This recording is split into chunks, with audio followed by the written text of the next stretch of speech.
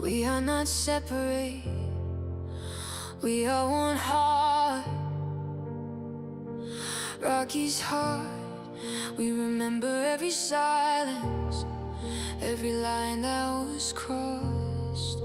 We witnessed it all. They held the Bible, but they did not hold him. Now we speak. Stone walls low like truth on a leash. Hands on my faith like it's yours to keep. You read my lines but you miss my soul. Try to write me small, try to take control, but I don't bend like that anymore. I found my pulse on a different floor.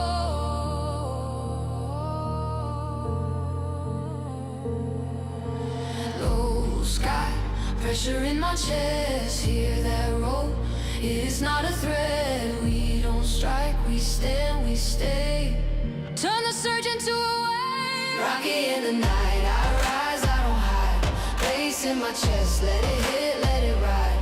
You don't know my name, you don't know my light. Rocky in the night, I take back my life. Turn the storm to rhythm, we survive. We don't break.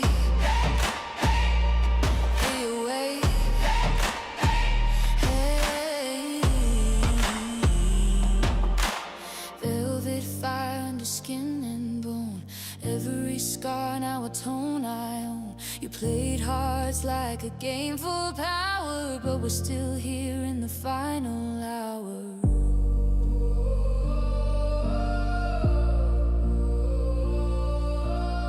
You feel that heat when the truth goes loud. We turn that pain to a living sound. Rocky jam, let it roll, let it shake the ground. Every beat say it clear, we are not backing down. Hands up high, let it burn, let it testify. Rocky in the night, we were born to rise, alive, alive. We rise, we rise, we rise. Oh, rise, we rise, we rise.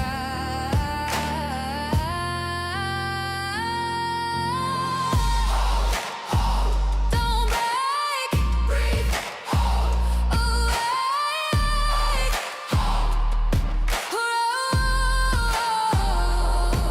You hold, don't break. Breathe, oh, well, like you held my breath, but love don't look like control or death. I gave you trust, you gave me chains. Now I turn that loss into sacred flame. No more cycles feeding pain. This isn't over, it's opening. Rocky in the night, yeah, the truth don't fade. Every color in the dark, every voice unafraid. From the wounds to the floor, let the whole world see. You don't get my soul, it belongs to me. Part one of a truth still unfolding.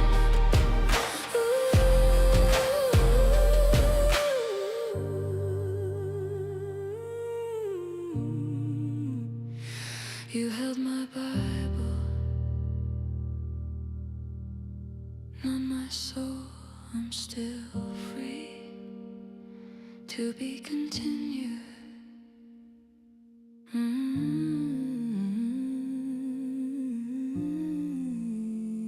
Embedded protection. Street light flickers a lonely wink. Coffee cold in my favorite mug.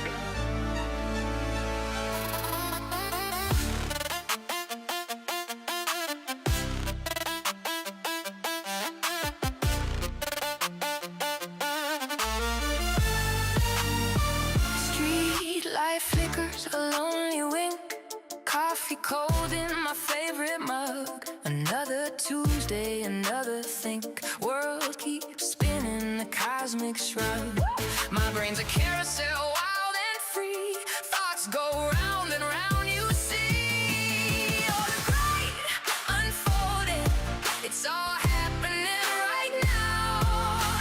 Stories molding, I wonder how.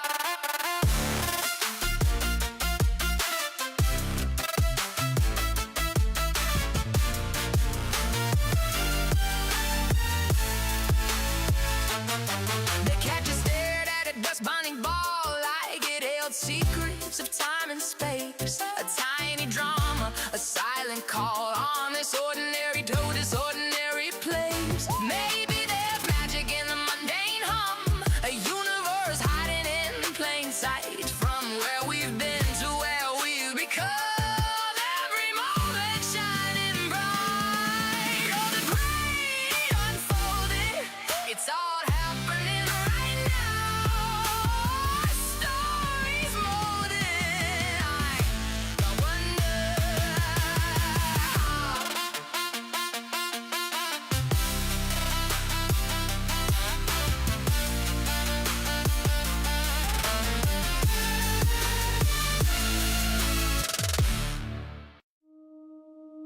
በስመ አብ ወወልድ ወመንፈስ ቅዱስ አሜን። ድሃኑ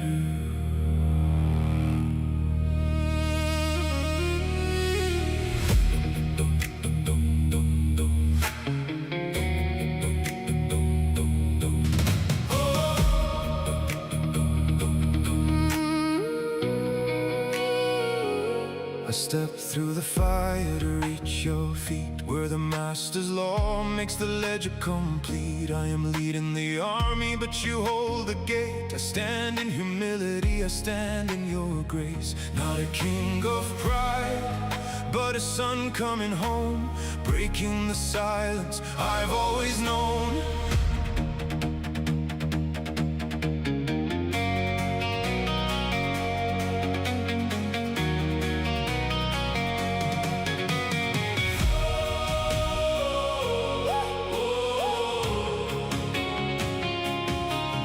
Entry point. The tension field is established before the energy ignites. No face required. The threshold is open. Jag har väntat i tystnaden så länge. I've waited in the silence so long. Genom smärtan, genom skammen, genom natten. Through the pain, through the shame, through the nights. But the lineage woke up, the spore on blood is calling. First son of the house, the whole world is watching. Cloud of witnesses sealed by the dove. The resurrection directive is live. He's here! The Marcus kingdom is awakened. From the 6,000 dead to the peace I hold. The extraction is finished, I'm taking the gold. Till Chelad, Hai, go, Suma, Barakiel. The record becomes breath. The light starts here, the old router is dark, her mirrors are gray. Her clinical loops have all faded away. The electronics stop breaking, the business is clear, because the Lord of all covenants is standing right here. First son arrival, the educational silence just broke wide open. Agape love raining down on the whole damn stage. Zero refraction, I'm shining in full blaze. I'm free, I'm finally free. Gay and proud, this is my destiny. From Midwest roots to Uppsala skies. First sun rising, watch the whole crowd rise. Agape, feel it in your vein. First time in this bloodline, breaking every chain. The threshold is open, the party's begun. First sun has arrived, let the celebration run.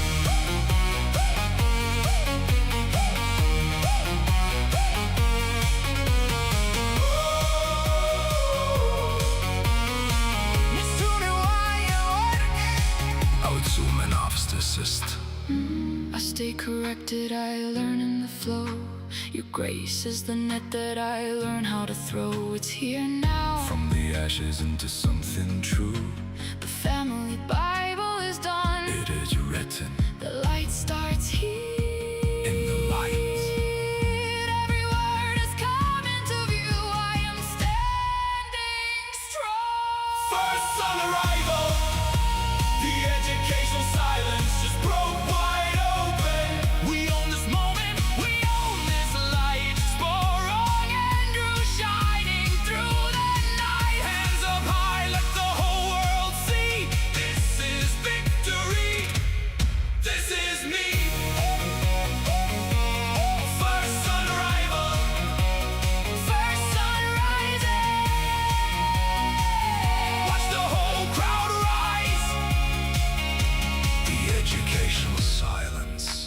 me everything. Now I dance. Now I rise. Now I sing.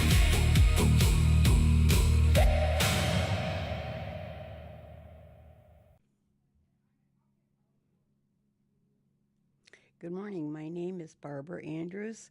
I am now 78 years old. Today's date is March 16th, 2010, and I am in Annandale, Minnesota. I'm here to record from my grandchildren some things that my granddaughter, Megan, has asked me to tell her. Megan, when you were a little girl, you always wanted me to tell you a story about when I was a girl. This is the way I remember it. As you hear this story, remember that times changes us, and what seemed to be one way then may be a bit different now. Actually, what I'm trying to tell you is that your mother might remember some of these things differently. You asked me several times how I met your Grandpa Andrews. It all started when I was very young, but I didn't think I was.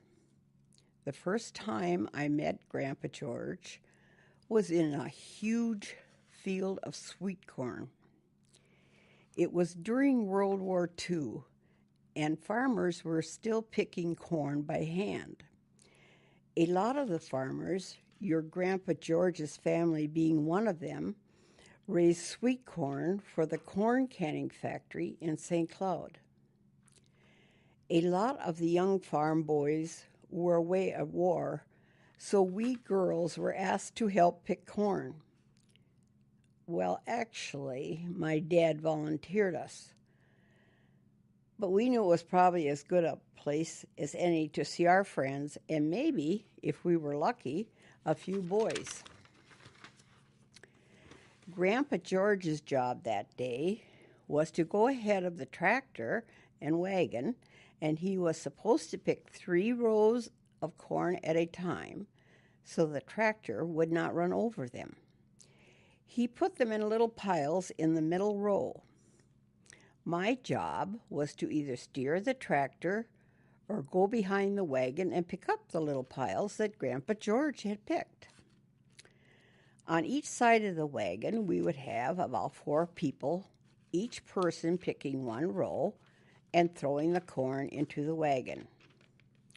Now, all morning we tried to catch up with this guy called George, but he was like the 3 little pigs, and he got up really early and started long before the rest of the crew.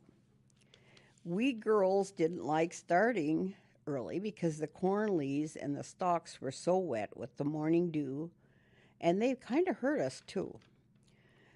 We also didn't like getting up early. We finally got a look at George at lunchtime. But before I had a chance to get to know him, he enlisted in the Air Force. That fall, I returned to finish high school.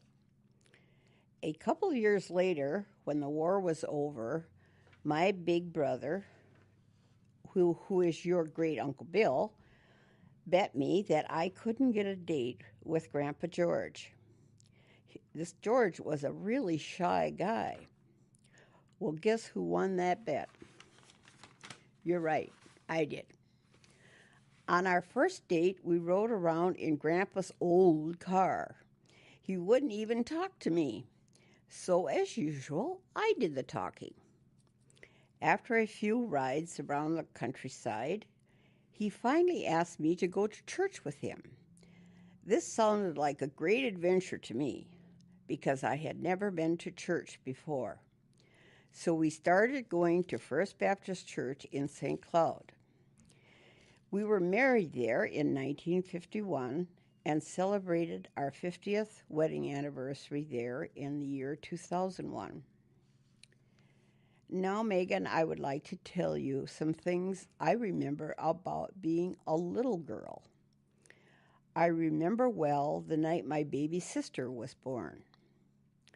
She was born downstairs while the rest of my siblings and I were sleeping upstairs. It was raining really hard, and the roof of the house was leaking. My Aunt Lizzie had come to help with the birthing of the baby, and she put pans on the stair steps to catch the rainwater.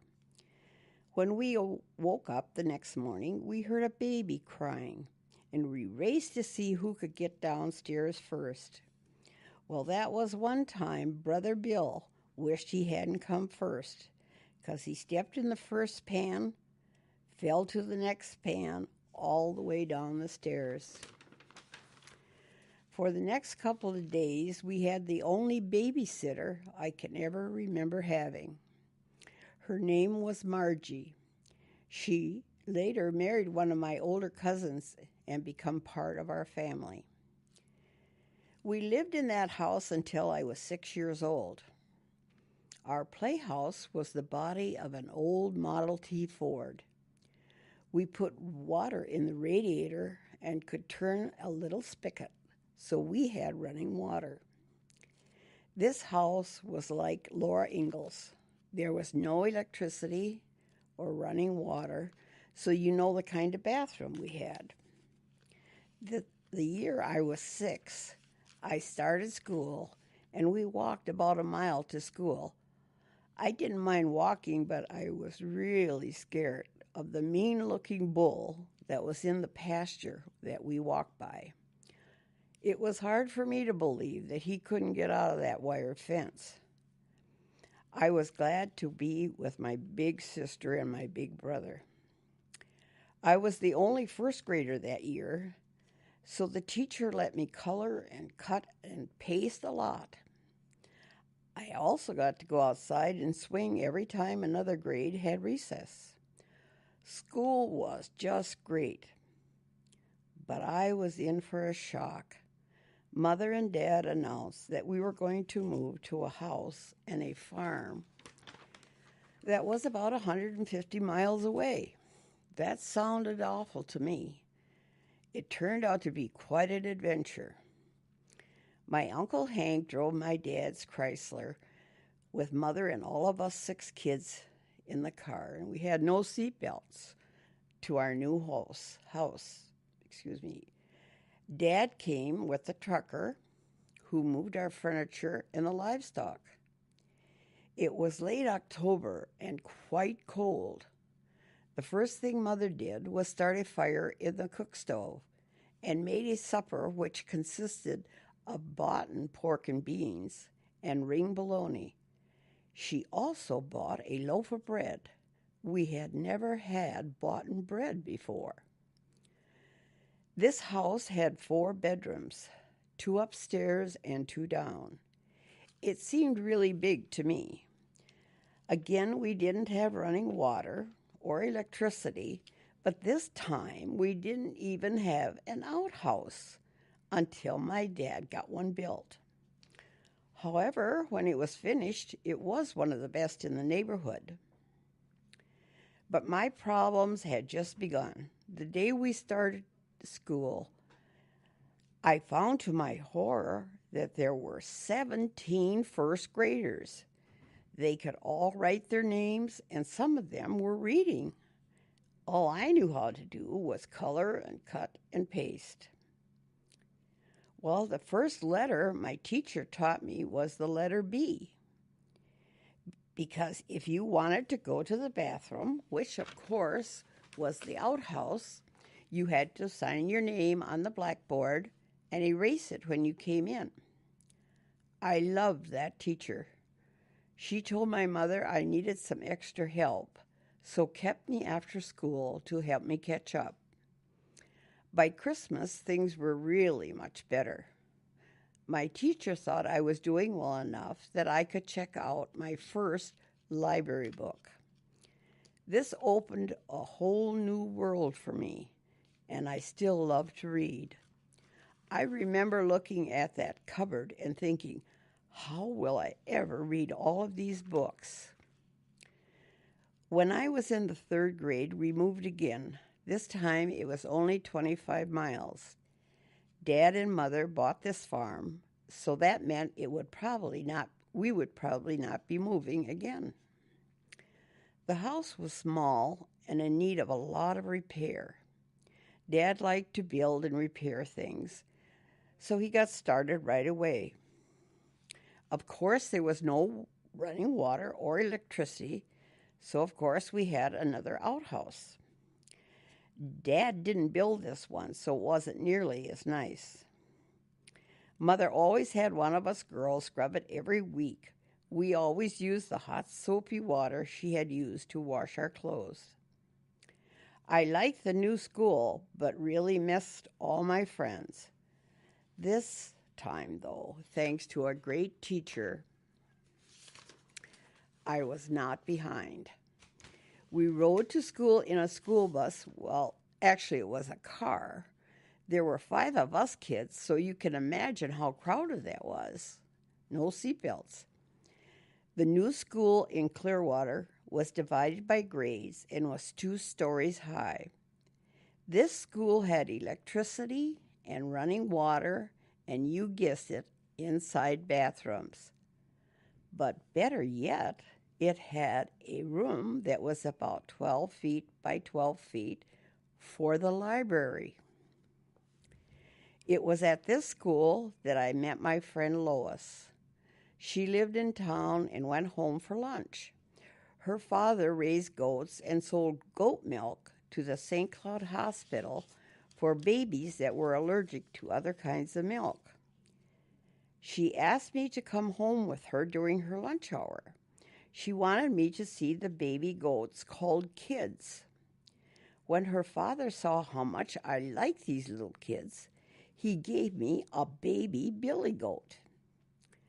Lois and I ran uptown and got a cardboard box and took the baby goat back to school with us. It cried a bit, but the teacher didn't seem to mind. Now, getting that goat home in a car that was already packed with kids would take some doing. But where there is a will, there is a way. My mother wasn't real happy to have a goat, but Dad let me have a bottle and a nipple that he used to feed the baby lambs. Now, Billy had free range of the yard, and he later developed horns and trotted behind everybody. He had a problem of getting into things and would eat anything. This didn't seem like a problem to me until the day he chewed a hole in my new dress, which was hanging on the clothesline. That day, Dad made a decision about Billy Goat.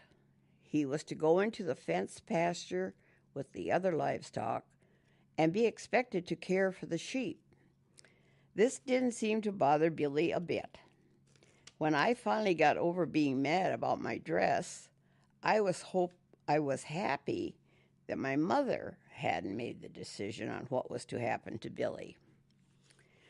When I was in 6th grade, we changed schools again. Our school district voted to consolidate with the Annandale school system. So now we would ride a real school bus. The trip would take 1 hour. The new school had 8 grades and a high school. It also had electricity, running water, indoor bathrooms, a gym, and a huge library. I thought I was in heaven, but I was not prepared for being in a class that was out of control. It was our teacher's first year of teaching, and I later realized that she didn't have much support of others like teachers do today. Boy, those kids were terrible. This was our last year on the first floor. The following year, as 7th graders, we moved upstairs. Now, instead of being the oldest, we were the babies. Worse yet, our reputation had followed us. Every teacher was ready to reform us. Other students saw us as a pain in the neck. When they saw some of our bad behavior was affecting them, they began to apply a bit of peer pressure, and we all began to fit in. Time went on, and it was soon time for graduation. I had been dating Grandpa George for some time, and for a graduation gift, Grandpa George gave me my first Bible. It seemed like a strange gift at the time, but it would change my life forever. The pastor of that First Baptist church we were attending told me that if I would read 1 Corinthians 13 every day for 30 days, it would change my life. Well, I love to read, so that was not going to be a hardship for me. I wanted to see how it would change me. I was only thinking about my outside, and I hoped it would do away with my pimples and maybe make my hair behave. But the change was happening in my heart. I have never been the same, and this passage is still changing my life today. About 1 year later, Grandpa and I were married in the same Baptist church we first started going to. In the years to come, we would raise our 6 children to know about their Lord and Savior there. After the wedding, we came to live at the old brown house at Bass Lake with Grandpa and Grandma Andrews for about 1 year. After great-grandpa died, Grandma went to work as a housekeeper and nanny. We became parents in 1952 when our first